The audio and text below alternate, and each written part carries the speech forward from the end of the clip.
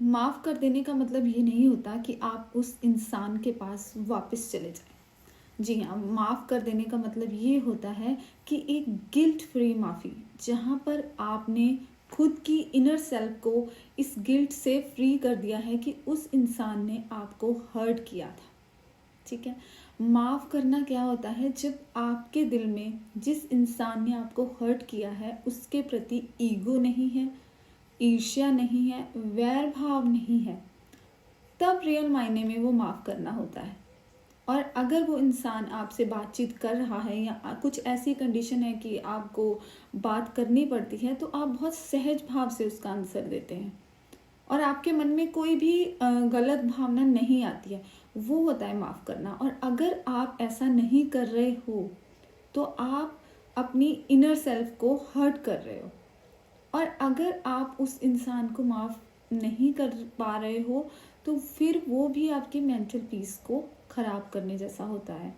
तो कार्ड्स में, tarot reading में मतलब ये नहीं होता कि हर बार हम कार्ड्स देख के जो है बता सकते हैं कि क्या। टैरो रीडिंग्स में हीलिंग भी होती है। तो आज उसी हीलिंग पे हम बात कर रहे हैं कि जब हमने किसी ने हमारा दिल दुखाया तो हमें उसे माफ़ कर देना चाहिए और माफ़ कर खुद को भी कर देना चाहिए कि हाँ, हमने किसी को अपना दिल दुखाने दिया तो ऐसा नॉर्मल है। ठीक है, ऐसा होता है, ये दुनिया है, इसमें ऐसा होगा ही। तो इसलिए खुद को भी कई बार माफ़ कर देना चाहिए। और दूसरी चीज़ ये कि इनर सेल्फ पे काम कीजिए। आप खुद को खुश रखिए।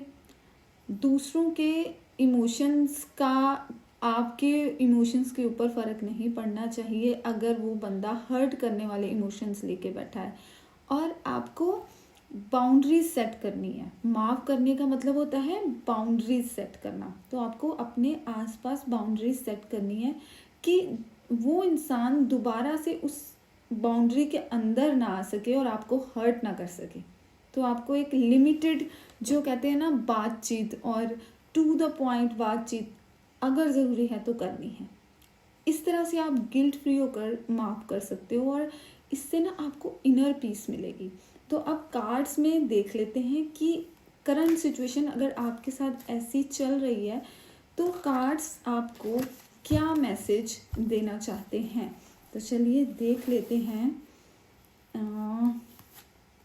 ओके, ये वाला कार्ड आया है, 2 ऑफ वेंस का कार्ड। मतलब कि आपको अपने बारे में सोचना है, अपनी इनर सेल्फ के बारे में सोचना है, अपने पीस ऑफ माइंड के बारे में सोचना है। अगर राइट नाउ आप ऐसी सिचुएशन में हैं जहाँ पर किसी ने आपको बहुत हर्ट किया है तो अभी आप थोड़ा सा ब्रेक लेके ना कहीं घूमने चले जाओ।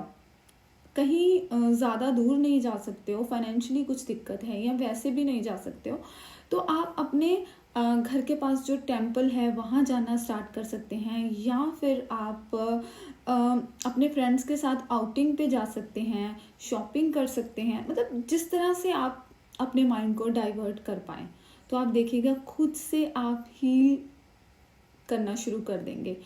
तो इसलिए खुद को भी माफ़ कीजिए, दूसरों को भी माफ़ कर दीजिए और गिल्ट फ्री रहिए।